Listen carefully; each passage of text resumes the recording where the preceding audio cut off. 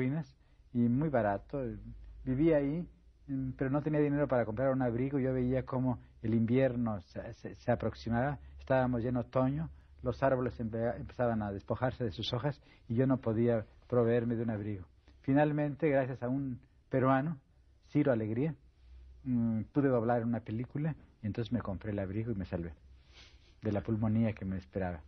Dice Octavio de ese viaje que en el tiempo que estuvo en Los Ángeles descubrió una ciudad que tenía una atmósfera vagamente mexicana. Bueno, vagamente, ¿no? Muy mexicana. Muy mexicana. Muy mexicana. Bueno, en primer lugar, Los Ángeles es la ciudad en la que hay más mexicanos después de la Ciudad de México. Más de 1 millón. Más de 1 millón.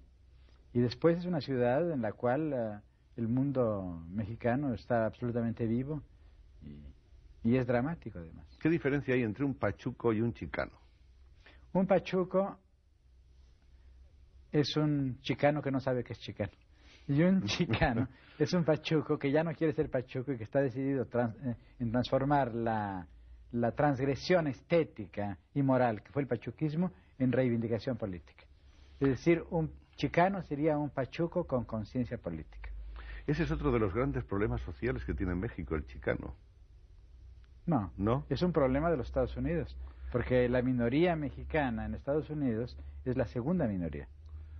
Pero en el fondo los mexicanos que están viviendo así en los Estados Unidos no sueñan con volver un día a México. Ah, bueno, esos no son chicanos, esos son los braceros que se han ido, hay una diferencia ahí.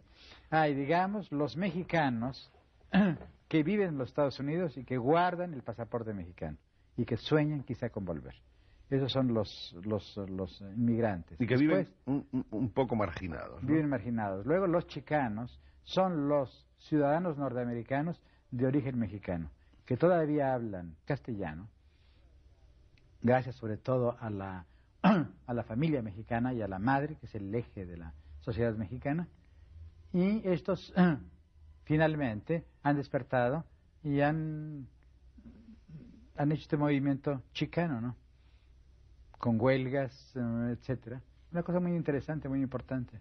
La figura de César Chávez, que aquí no se conoce mucho, parece que es una figura muy importante, Claro. Del líder de ese movimiento. Es uno de los líderes de los trabajadores mexicanos, de los trabajadores chicanos. Pero César Chávez ha tenido la inteligencia de no convertir sus reivindicaciones económicas y sociales en reivindicaciones de orden político. Él lo que quiere es igualdad de trato. En esa estancia en Estados Unidos, naturalmente conoce a muchos poetas de lengua inglesa, conoce también a Jorge Guillén. Una gran impresión, es un poeta al que yo quiero muchísimo, al que admiro además. Ha influido en mi poesía, yo creo. Conoce a Robert Frost, conoce a Juan Ramón, conoce a otras muchas gentes. Llegamos al año 1945, en el cual se produce una de esas cosas, en fin, ciertamente importantes en una biografía, y es que Octavio entra en el servicio diplomático de su país.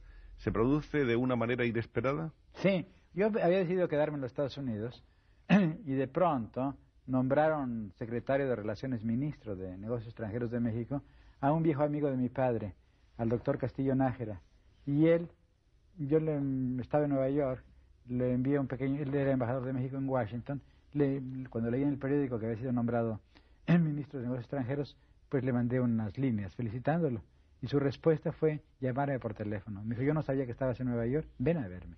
Entonces me dijo, me han dicho que se conoció un poco mi historia y mis dificultades, me han contado todo lo que te pasa, sé que te vas a quedar en los Estados Unidos, si vas a vivir en el extranjero, ¿por qué no entras al servicio exterior? Y así, un poco de milagro, entré. Tuve que hacer un examen, no fue muy difícil en realidad, y después de eso entré, pero no entré como embajador, entré como vicecónsul. De modo que mi carrera diplomática fue una carrera muy larga y bastante mediocre, porque avancé muy lentamente. Además, yo no quería avanzar, yo quería que no se fijasen en mí. El primer destino es en París, años 46 al 51, coincidiendo con la apoteosis del surrealismo. Más bien, querido, con el crepúsculo del surrealismo, porque el surrealismo ya estaba de capa caída, pero para mí fue una gran experiencia. Yo había sido muy amigo de algunos disidentes europeos en México. Fui amigo, claro, de los españoles, pero también fui amigo de algunos europeos, entre ellos de Víctor Serge y de Benjamin Pérez y de Jean Malaquais, que eran más o menos gente ligada con la Cuarta Internacional. Y a través de Pérez, cuando llegué a París, conocí a Breton y a los amigos surrealistas. Y claro, fue el grupo con el que sentí inmediatamente más afinidad. Afinidad política, afinidad humana, afinidad vital, afinidad poética. Me parece que el surrealismo fue el último gran movimiento espiritual de Occidente. Quiero decir, no solamente fue una teoría, una escuela poética. Como escuela poética dio grandes poetas en Francia, pero en fin, no es lo esencial. Tampoco como escuela pictórica, aunque grandes pintores como Max Ernst o como Miró hayan sido surrealistas. Me parece que lo importante es la unión de arte, poesía, moral, visión del mundo. Todo eso fue el surrealismo. Por eso digo movimiento espiritual. En 1952, viajes por Japón y por la India, que sería luego uno de los largos estacionamientos diplomáticos, ya con categoría de embajador. Sí.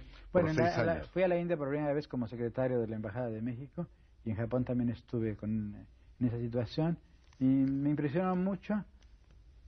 Probablemente lo que más me impresionó en esa primera visita fue la poesía japonesa, y después, aunque lo leí solamente en inglés, por desgracia, y en francés, la poesía china, la literatura china en general. Siempre tuve más afinidad con lo chino y lo japonés en materia poética, y en materia metafísica con lo indio. Es curioso, ¿no? Hay luego unos cursos que dicta en la Universidad de México, más o menos por el 55, en que crea también un teatro experimental denominado Poesía en Voz Alta.